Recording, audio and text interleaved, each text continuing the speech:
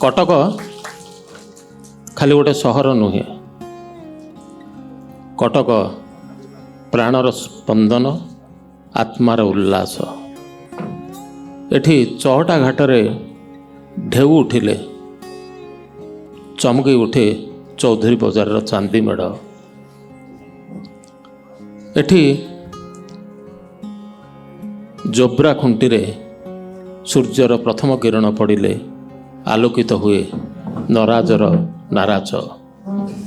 ये एमिति एक सहर जोठी ओडिया बजार रे रुहंती बंगाली माने, जोठी कदम रसुल रे बास करती ब्राह्मण माने।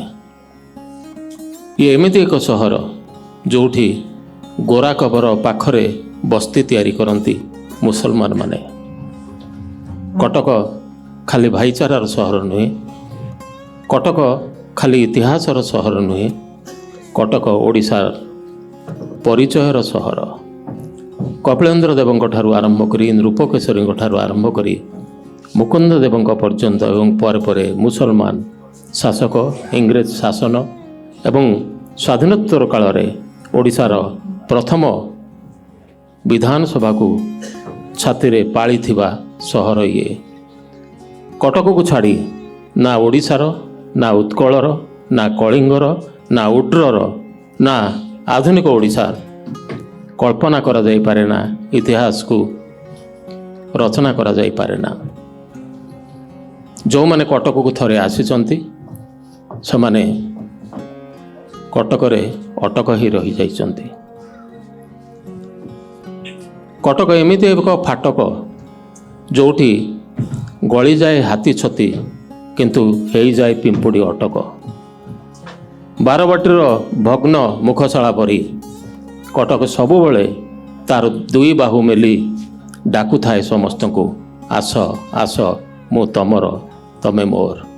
कटक खाली कटक सहर रे रहुथिबा मनीष मानकर नुह, कटक होउची ओडिया प्राणर समग्र ओडिशार एवं कटकर मनीष एमिति मनीष जी जाति रे बंधा नुहे, धर्म रे बंधा नुहे, बाद रे बंधा नुहे।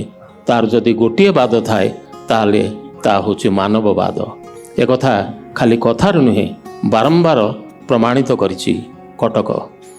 जी जोठू आसुथाऊ कटक रे पहुँची गला परे से ही जाए कटकिया। एवं ये गोटे मात्र सहर जोठी केही आसी घर कले घर मालिक पचारेनी तार परिचय कौन, से आसीछि कोठू। ये एमिति एक सहर जो सहर रे घर भड़ार झील पाई जोई खोजु थाए घर मालिक। ये एमिति एक सहर देवदास छोटरांक भाषा रे अमलिन धवल टगर। नाना वित्पात, नाना झड़ झंझा, इतिहास नाना उत्थान पतन भितर भी कटक तथापि सबुबले अमलिन, कारण कटकर आत्मा ही अमलिन।